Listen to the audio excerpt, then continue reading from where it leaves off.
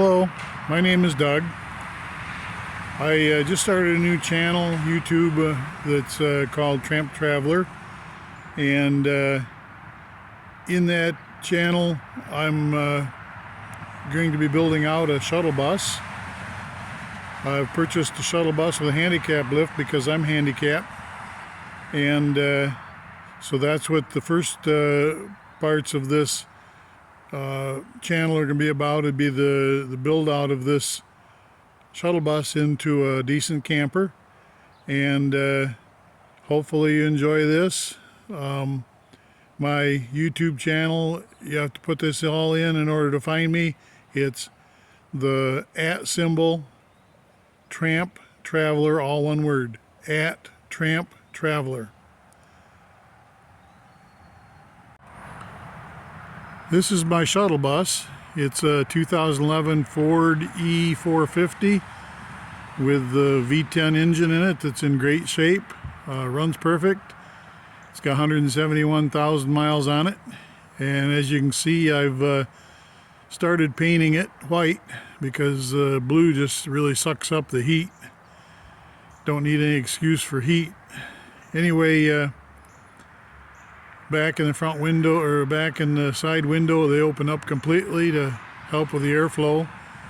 Plus it's got the double entry doors over on the other side. Plus I can open up the handicap lift doors and have some really good airflow. Anyway, it's in good shape. It's got good tires, brakes are great. Now I'm going to take you around and take you inside of the shuttle bus to show you what work I've started inside there. Okay, so basically starting at the handicap lift. It's a nice big lift, and what I'm going to do is in this box right here I've got rolled up rubber matting that's perforated, got 1-inch holes in it that I'm going to put on here so that I don't have to walk on that expanded steel, and I'm going to make this into a shower as well as a lift. But what I'll be able to do is let this down to floor level, put a curtain around it, and be able to walk out onto that and set in a handicap chair because I'm handicapped, and take my showers, and it makes a nice big shower. It's about 3.5 feet wide by about 5 feet long, and it works great. And we're continuing back. Over here I've got a propane hot water heater, instant hot water heater, and every time the flow of water quits, it shuts off the burner, and you can adjust the flow rate and the temperature. And got a real long hose. The hose is like 6 or 7 feet long. You can see the wand up there, and hose goes almost down to the floor. Anyway, this side of the shuttle bus, the windows don't open up except for the little top ones up there. And so my kitchen is going to be right along here, right along in here. And this morning I worked on the plumbing, and back in the corner back here I've got a 36-gallon water tank for fresh water, and I put in a new top siphon, which is over there behind that silver dish, and you can see the inlet and the vent up here in the top left corner. And that's going to come over to the pump first, and then from the pump it's teed off and goes down to that valve, and that'll go out the floor for a drain so that I can drain the tank out with the pump running, get it done quick, and for winterization. And then the next tee is goes up. That'll go up to the kitchen sink. It's just going to be a small bar type sink. Then on beyond that, there's another shut-off valve so that I can work on the sink or on the hot water heater, or isolate, for the drainage. And then a flexible hose that comes up to a screen type filter underneath. You can just barely see there above that yellow hose fitting. And all that's going to do is filter out the debris so that it doesn't plug up my shower nozzle. Not too concerned about the kitchen sink getting plugged up, because I can clean that out real easy. Anyway, my spare tire, it's got this divider here for people to grab onto as they're walking through the bus. And my spare tire is going to stay right there, and I'm going to put a ratchet strap to hold it right to that. It's the best place in the bus for it. You know, there's no room underneath it, and it's not in the way there. And then this space here on top of the wheel well will be cupboards and a countertop that'll go right along at the top edge of the windows, or bottom edge of the windows. And the only thing that's going to be on that countertop will be the sink on the right hand side, and that'll just drain down into a 3-gallon container underneath it. And this freshwater tank, I'm going to hold that in place by hooking onto that unistrut rail that you see along there, right at the level where the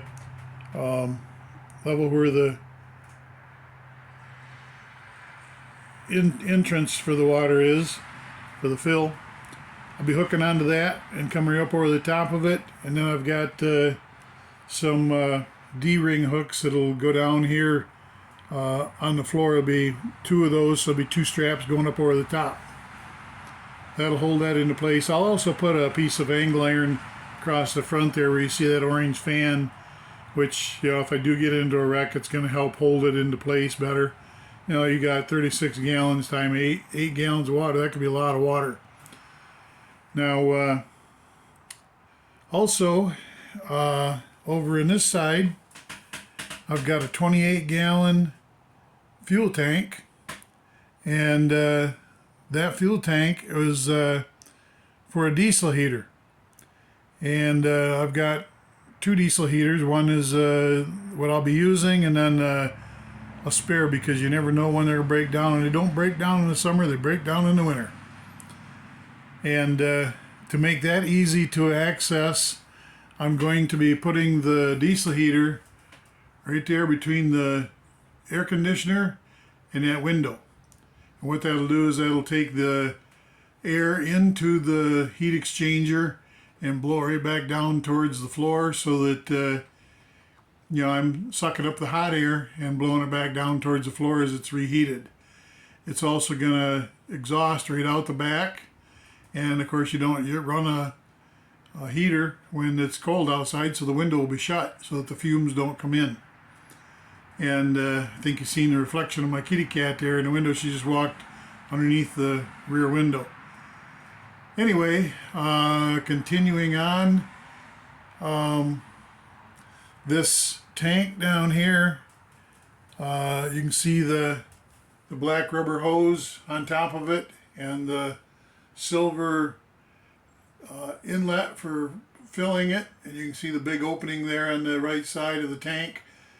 That hose is going to get me up through the wall and right underneath the window there, which is right above where my gas fill is for the engine. So I'll be able to get the gas and diesel at the same set of pumps, filling the gas tank, and then right above it would be the diesel tank fill. And then over on the water fill, that cap is down, right down there, just in forward of the roll of white and blue Teflon tape. That'll be on this side of the wall, or on this side of the bus, almost basically just behind, towards the rear of the bus, but just underneath the windows. Underneath that window there, just to the, what would be the right of where the pump is. And that hose for filling is over there. And then in order to get, I've got, this thing is a commercial vehicle right now, it's a bus. And commercial insurance is expensive, but it's also impossible to get in Michigan unless you've got a valid business with a business license, and I don't. So I've got to get converted over to RV title and RV insurance. In order to do that, you have to have a sink, a toilet, a shower, and a functioning stove. Those are the requirements. And a black water tank, which I've got. Anyway, so then first thing I got to do is get this up and working that way so I can take pictures of it, because that's what they require. And so I'm going to fudge a little bit because they probably won't consider my handicap lift a valid shower. But I've got a shower rail or a shower tubing over there. And I've got actual RV shower tub combo out stored in my barn. And that's going to be up here in the front. Let me show you where that's going to be. Okay, here's the front of the shuttle bus. You can see the entry door and then the handicap lift. And over in this corner, eventually, is going to be this refrigerator. It's a dorm size refrigerator with a nice big freezer on top of it. And then in this area here is going to be a recliner with the foot of it facing towards the handicap lift. And I'll be able to extend and lay all the way straight out with it. You can see where I had to fill a couple of holes down there in the floor when I had a couple of young guys come here and take out all these seats. However, to get past the getting a RV title is I need to put that shower curtain and the hoop and the shower base right up there tight to behind the driver's seat.